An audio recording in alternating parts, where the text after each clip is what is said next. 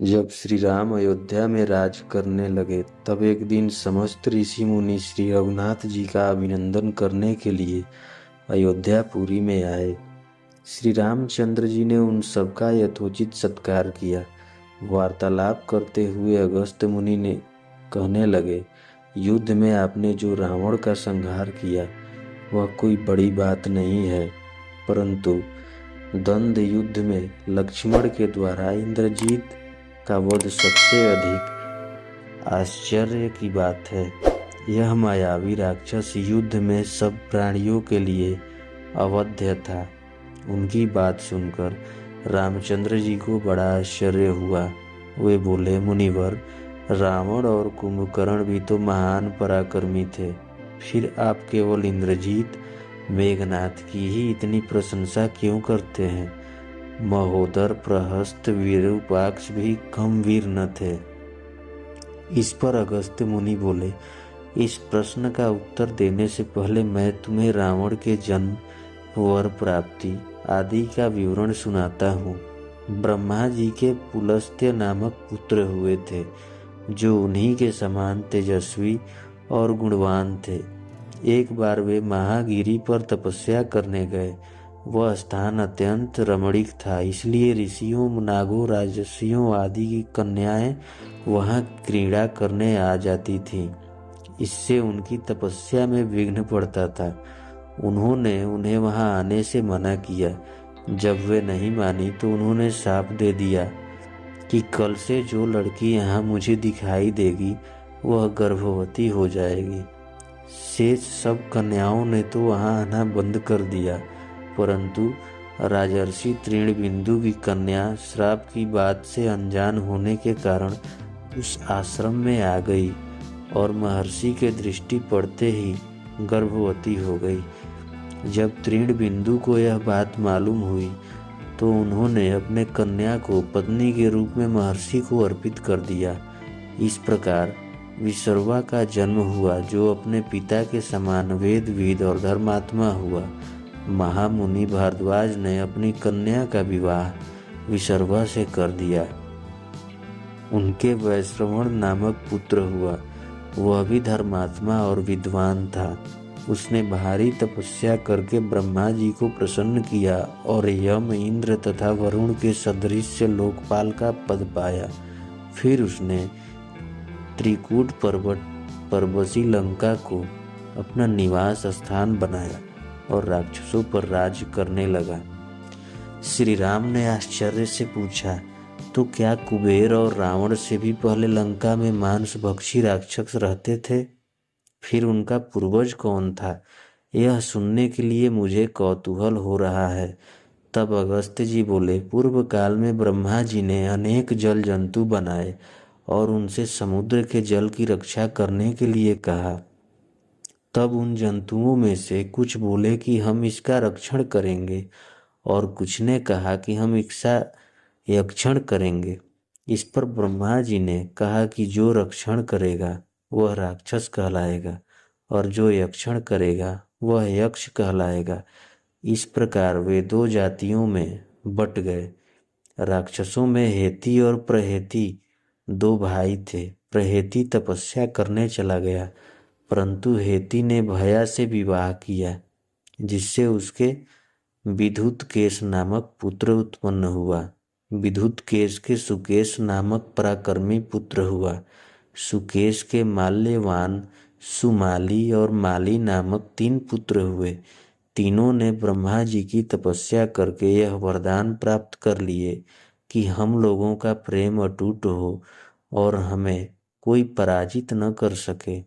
वर पाकर वे निर्भय हो गए और सुरों असुरों को सताने लगे। उन्होंने विश्वकर्मा से एक अत्यंत सुंदर नगर बनाने के लिए कहा। इस पर विश्वकर्मा ने उन्हें लंकापुरी का पता बताकर भेज दिया। वहां वे बड़े आनंद के साथ रहने लगे। माल्यवान के वज्रमुष्टि, विरूपाक्ष, दुर्मुख, सुप्तघन, यज्ञकोप, मत्त और उन्मत्त नामक 7 पुत्र हुए। सुमाली के प्रहस्त्र, अकंपन, विकट, कालिका मुख, धूम्राक्ष, दंड, सुपार्श्व, संघादि, प्रधस, एवं भार कर्ण नाम के 10 पुत्र हुए। माली के अनल, अनील, हर और संपाति नामक 4 पुत्र हुए। ये सब बलवान और दुष्ट प्रकृति के होने के कारण ऋषि मुनियों को कष्ट दिया करते थे। उनके कष्टों से दुखी होकर ऋषि मुनिगण जब भगवान विष्णु की शरण में गए तो उन्होंने आश्वासन दिया कि हे ऋषियों, मैं इन दुष्टों का अवश्य ही नाश करूंगा। जब राक्षसों को विष्णु के इस आश्वासन की सूचना मिली तो वे सब मंत्रणा करके संगठित हो माली के सेनापतित्व में इंद्रलोक पर आक्रमण करने के लिए चल पड़े। समाचार पाकर भगवान विष्णु ने अपने अस्त्र शस्त्र संभाले और राक्षसों का संहार करने लगे। सेनापति माली सहित बहुत से राक्षस मारे गए और शेष लंका की ओर भाग गए। जब भागते हुए राक्षसों का भी नारायण संहार करने लगे तो माल्यवान क्रुद्ध होकर युद्ध भूमि में लौट पड़ा। भगवान विष्णु के हाथों अंत में वह भी काल का ग्रास बना।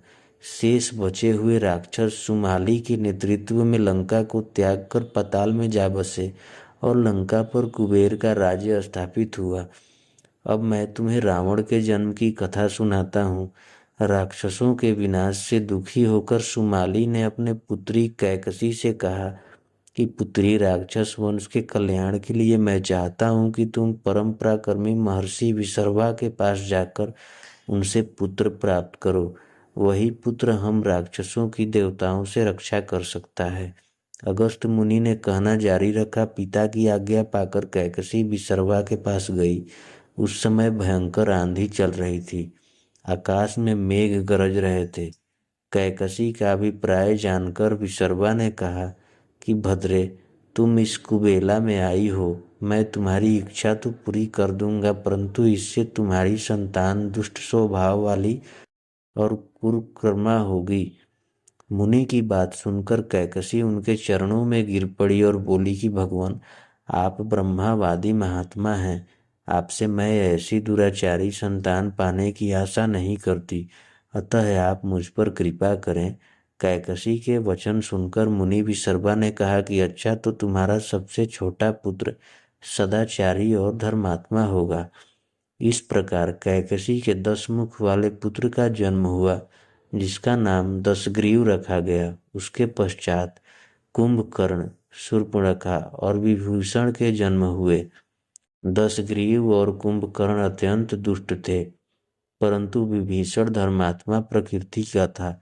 अपने भाई वैश्रवण से भी अधिक पराक्रमी और शक्तिशाली बनने के लिए दशग्रीव ने अपने भाइयों सहित ब्रह्मा जी की तपस्या की। ब्रह्मा के प्रसन्न होने पर दशग्रीव ने मांगा कि मैं गरुड़, नाग, यक्ष, दैत्य, दानव, राक्षस तथा देवताओं के लिए अवश्य हो जाऊं।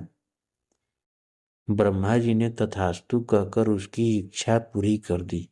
विभीषण ने धर्म में अविचल मति का और कुंभकर्ण ने वर्षों तक सोते रहने का वरदान पाया। फिर दशग्रीव ने लंका के राजा कुबेर को विवश किया कि वह लंका छोड़कर अपना राज्य उसे सौंप दे। अपने पिता विसर्वा के समझाने पर कुबेर ने लंका का परित्याग कर दिया और रावण अपनी सेना, भाइयों तथा सेवकों के साथ लंका में रहने लगा। लंका में जम जाने के बाद अपने बहन शूर्पणखा का विवाह कालका के पुत्र दानवराज विदु विवाह के साथ कर दिया। उसने स्वयं दीति के पुत्र मय की कन्या मंदोदरी से विवाह किया, जो हेमा नामक अप्सरा के गर्भ से उत्पन्न हुई थी। विरोचन कुमार बलि की पुत्री वज्रज्वला से कुंभकर्ण का और गंधर्वराज महात्मा सैलूस की कन्या शर्मा से विभीषण का विवाह हुआ। कुछ समय पश्चात मंदोदरी ने मेघनाथ को जन्म दिया, जो इंद्र को परास्त कर संसार में इंद्रजीत के नाम से प्रसिद्ध हुआ। सत्ता के मद में रावण उच्च श्रीखल हो देवताओं, ऋषियों, यक्षों, गंधर्वों को नाना प्रकार से कष्ट देने लगा। एक बार उसने कुबेर पर चढ़ाई करके उसे युद्ध में पराजित कर दिया और अपनी विजय की स्मृति के रूप में कुबेर के पुष्पक विमान पर अधिकार कर लिया।